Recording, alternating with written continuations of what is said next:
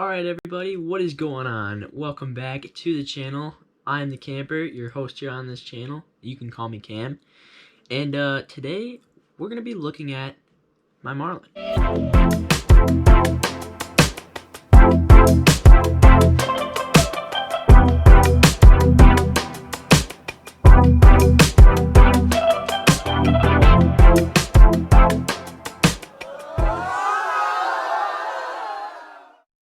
Today we're going to be doing a one-year review on the Trek Marlin 6. The Trek Marlin 6 is an XC bike with 100 millimeters of suspension travel. It's also a hardtail, so there's nothing in the rear to help you with traction or anything like that. But it is a pretty solid bike, and we're going to get into everything here in a minute. But first, I wanted to tell you about my merch. Everything is 10% off right now. I just launched hats, kids shirt, I think now too.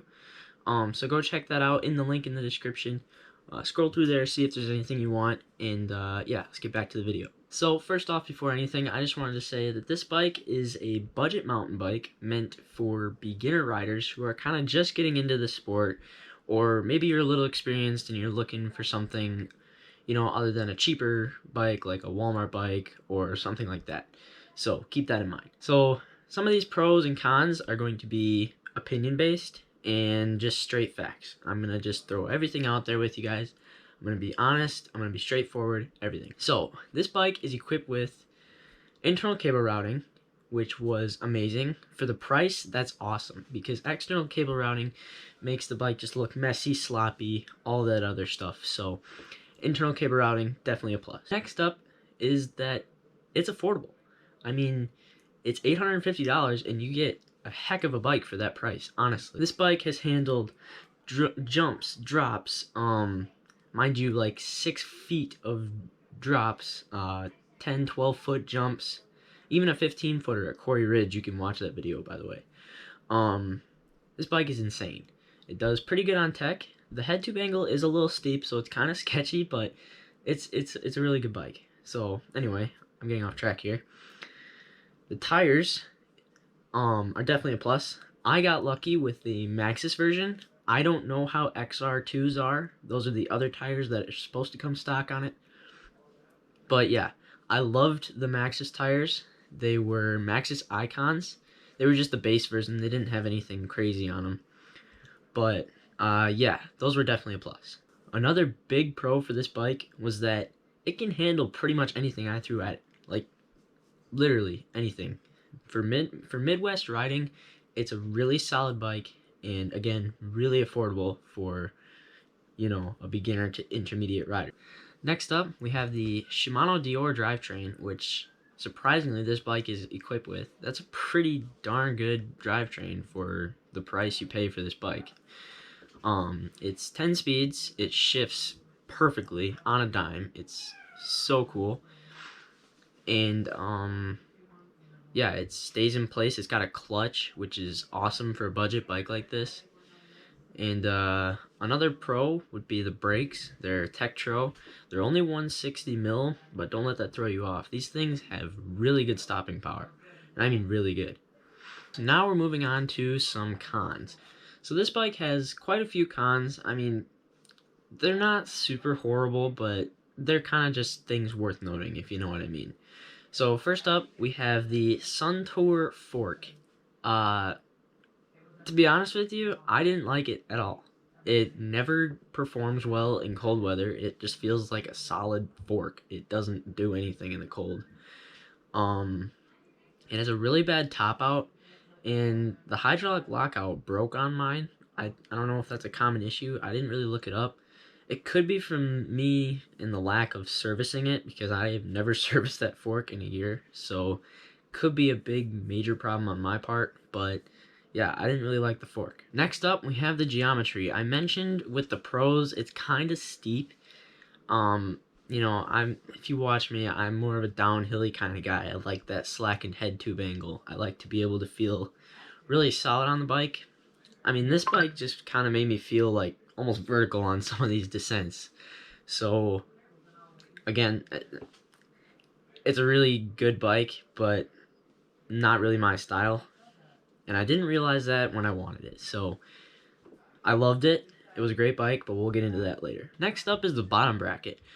I actually snapped one of the arms of the bottom bracket off. You can go watch that. It's a video. It's called I Crashed and Broke My Bike, I think. It went viral. It was going crazy, but anyway, yeah, I didn't really like the stock bottom bracket. It didn't feel smooth even after a good wash and everything. It just didn't feel right. I don't know. I could feel the rollers or the bearings rolling in there, and it just didn't feel like a Trek bike per se. And last but not least, the rims on this bike, I forget exactly what they are, but they're super flexible. Like I would land even just the slightest bit sideways and they would just go completely out of true. Or I would land super hard and it'd go completely out of true. I don't know what it was. It might have been me. Again, it's budget bike. I don't expect crazy rims, but at the same time, it was very annoying having to true my wheels after almost every ride. And the very last complaint I would have about this bike is the cable rattle. Oh my gosh, it never stopped. It was never ending. So basically what happens is when the internal cables go into the frame, there's some room for them to bounce around, and it's plastic against metal, so it's going to make a little clinking and banging sound. It did that nonstop. It was super annoying. I dealt with it because you never really notice it that much when you're zooming down a trail, but you could definitely hear me coming. So I guess in a sense it's a plus because people knew I was there, but at the same time it was just really annoying to be above that all the time. So another thing worth noting. So that's going to be it for me and the pros and cons. I just wanted to share a few things with you guys that would kind of make you think a little bit more about the bike if you were thinking on buying it. But I definitely recommend it. And yeah, it's a solid budget bike. I think it's one of the best of 2022. It's not really ranked up there, but I think it should be. They were selling out. I don't even know how I got one, but they were going crazy this year. So yeah, really good bike, really solid. Don't take any of these pros and cons, and think the bike is horrible. Like, the bike is not at all, by all means, horrible. It is a solid budget bike for any beginner to intermediate rider. So, yeah, that's my pros and cons. 'Twas camper on Christmas of 2021, and yeah, I got the bike. It was awesome. A full year with this bike was an absolute journey from really good stuff all the way down to just pure bad day.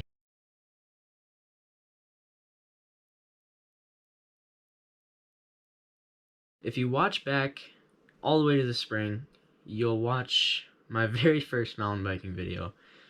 And if you watch the latest one, you'll definitely see some progression. So going from Walmart bikes all the way up to this bike was definitely a progression change for me. My confidence boosted, and all throughout the summer, I was pushing my limits to the max. Like, Big Sister was a trail I never thought I would do. I showed up to Quarry Ridge the first day with a Walmart bike, and I looked at that line and I was like, there's no way I'm ever doing that. Those jumps are massive. And one day on the Marlin, Josh and Aaron were, we were riding down Little Sister, and Josh looks at me and he goes, "You want to try the Big Sister?" I'm like, "I'll watch you do it." So he goes and he does amazing. And then I go and I love the trail. It takes a minute for me to get over that big step down, but after that, I'm sessioning that trail with him, and it was awesome. By the way, I really thank you, Josh, for everything you've done for me this summer. You too, Aaron. You guys are awesome, and I can't wait for next riding season so that we can do more together.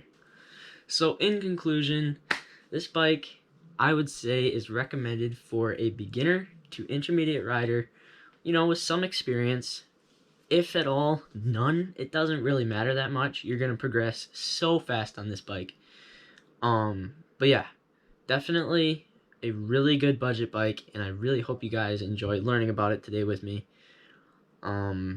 Yeah, it's been a full year's journey with it, and I'm super excited to announce the new bike. If you can tell what this bike is in this picture, Guess in the comments. But it's coming in 2023. I'm super stoked. I'm finally going full sus. That's your only hint. So yeah, let me know below what you think. Alright, so one thing I want to mention really quick, in this video is I have replaced a couple of things on the bike. First off, the bottom bracket, because I snapped it in one of my videos. You can go look at it if you want. It was very scary. My life flashed before my eyes. I'll just say that. Yeah, the bottom bracket, the pedals, the grips, the rear tire because it needed it so horribly bad. And what else did I replace on it?